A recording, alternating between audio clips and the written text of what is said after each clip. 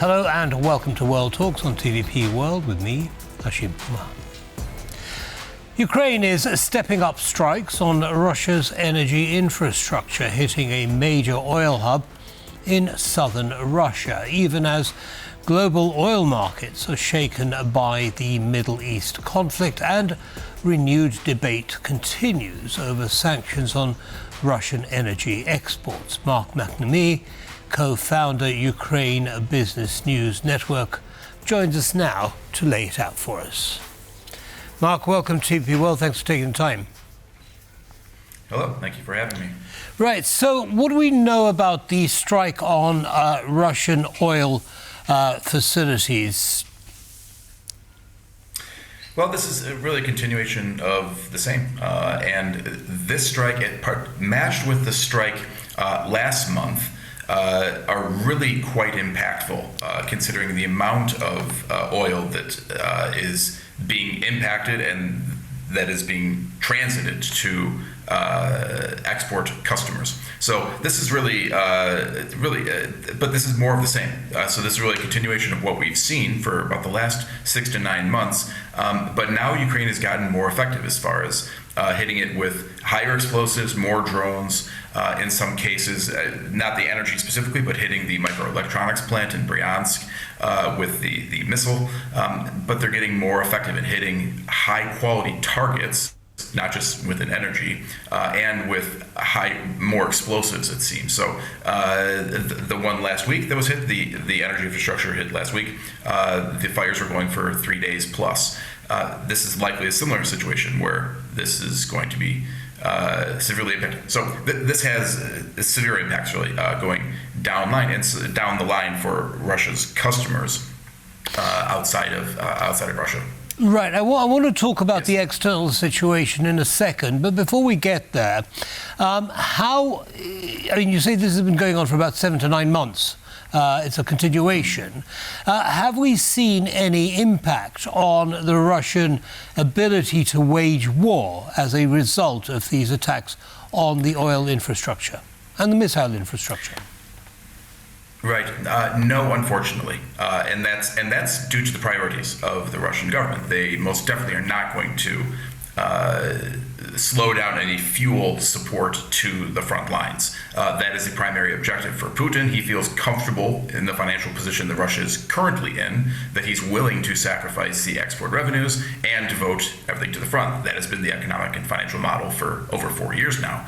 So that is set to continue under current conditions because there's not enough pressure on the Russian economic and financial system. There's rising pressure, but it's not enough to make Putin actually change his mind about giving these resources to the front as opposed to accruing greater revenues. And now, unfortunately, he's gotten a nice little boost by the war in Iran and making up for severe deficits that Russia was facing, rising each month at the end of last year, and then in January and February, extreme losses of energy export revenues, which was having a significant impact on the government budget deficit at the beginning of this year. Already, basically through February, already blowing out, almost nearly hitting the plan for the entire year of the deficit plan.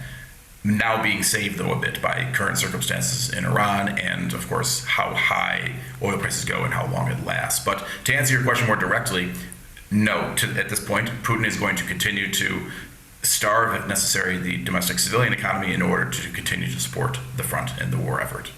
Okay, now you talk about oil prices going up, and clearly that would fill Putin's coffers, but only if he can sell that oil on the markets. Now, with his refineries being destroyed, with the sanctions still in place, although India's secondary sanctions have been suspended, and India, of course, is a big customer of Russian oil, is it making that much difference to Russia's revenue, this rise in oil prices, global prices? Yes, quite significant. Now, it just depends upon how high and how long it lasts. Remember, in June of last year, when they did the 12-day war and hit the nuclear sites within Iran, we did see a significant spike, but it only lasted about 7, 8, 9 days, just a bit over a week. In this case, we have now seen, this is quite literally the largest disruption to oil supply in decades.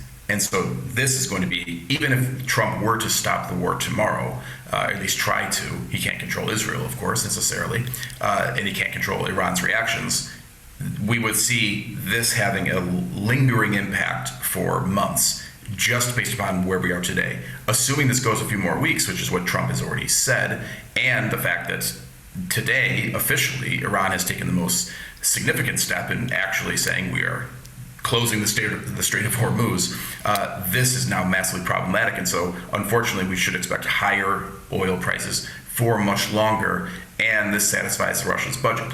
But the critical part here is that Russia's budget is far less reliant on energy export revenues, whereas in the past, say 5 to 10 years ago, 40 to 50% of Russia's budget revenues, total budget revenues, were coming from the export of oil and gas. Now that's down to about 20% this year.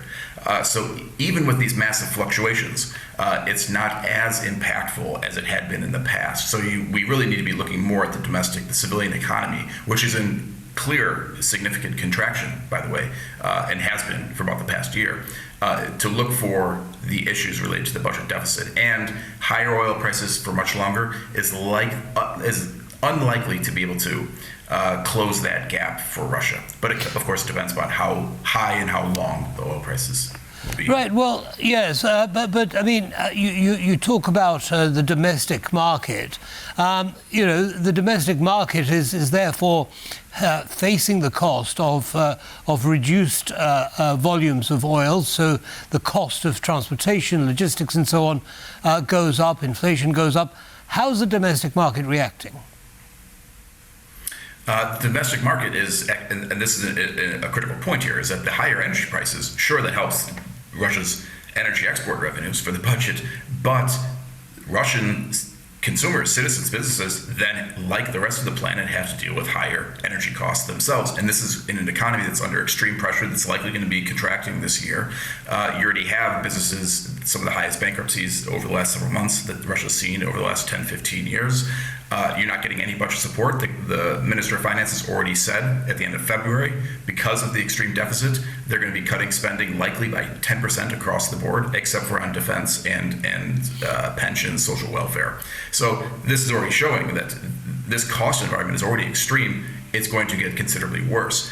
Ukraine, a little icing on, cherry on the top here, with the further destruction of refineries. Now, that's not really tipping the scales. That's not really fundamental to the issue, but of course, it does add more pressure to the situation. But the primary pressure is simply the what sanctions over 4 years have done to the Russian economy, and the extreme costs, energy costs and labor costs that businesses are facing within Russia. Right. Well, okay. I mean, but Ukraine is also facing pressure. In particular, I'm thinking about the fact that US-made munitions are being used in Iran, and therefore they're being diverted from use in Ukraine. Is Ukraine feeling that on the ground? Well, at this point, no, but we have been feeling it over the course of the winter. It's been revealed that back in January and in February, that F-16s that were quite important in air defense lacked the necessary missiles in order to engage targets, in order to engage the incoming Russian cruise missiles, ballistic missiles, and drones. So we already experienced that before the war in Iran. And this has been an ongoing issue, unfortunately. Some air defense supplies intentionally delayed by the United States, others delayed, unfortunately, due to bureaucratic reasons, different things in Europe. So then Europe picking up the slack, but somewhat reluctantly, so getting things very late here on the ground. That we already felt that, and that occurred over the course of this winter. Unfortunately, that'll likely continue going forward, and then it just depends upon the extent of the war in Iran and how much more aggression we see out of Iran, how much more air defense is required by the Gulf states, by the United States itself, by Israel, and other partners in the region of the United States, that then determines how much would get diverted to the Middle East. Because the crux of the problem is that, unfortunately, Donald Trump views, incorrectly, but he views the war in Iran as more central to his foreign policy interests. Now, that shouldn't be the case, because the war in Ukraine is simply central to U.S. national security interests, whereas Iran is not. But, of course, related to Trump's prestige, this was a war of choice that he entered the United States into. He likely, of course, he assuredly feels necessary to provide the air defense. And unfortunately, if it comes down to it, divert critical air defense support that should be going to Ukraine, but diverting it to the Middle East. Right. Well, I mean, Ukraine has really stepped up in terms of its military production capabilities. So, of course, with drones, Ukraine's producing most of its own drones now, and air defense systems as well. Are there other areas where the Ukrainian defense industry is growing? Yes, it's all those areas, and in particular the interceptor drones. And this has been a massive development over about the last 9 months that has limited the extent of the damage. Now, of course, we experience considerable damage here in Ukraine, but Ukraine was somewhat playing catch-up over the last 9 months or so, and to the best of their ability, they did catch up technologically to Russia, to a degree, of course, but have caught up in a lot of air defense areas, and in particular, I mentioned the interceptor drones because they've, one, been extremely effective for about the last 2 months in terms of quality, but also in terms of quantity of production.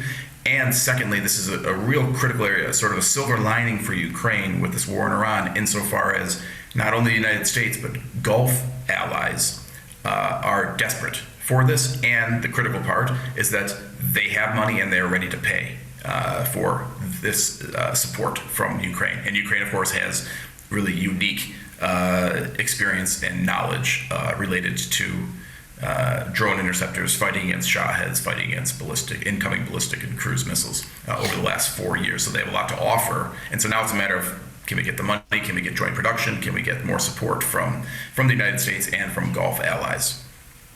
Right. Well, it certainly seems as though that's a revenue source that is going to grow and grow. Mark McNamee, thank you very much indeed for sharing your analysis with our audience. Have a good day. My pleasure. Thank you. Thank you. And that brings us to the end of this episode of World Talks. Don't go away. Lots more coming up. Goodbye.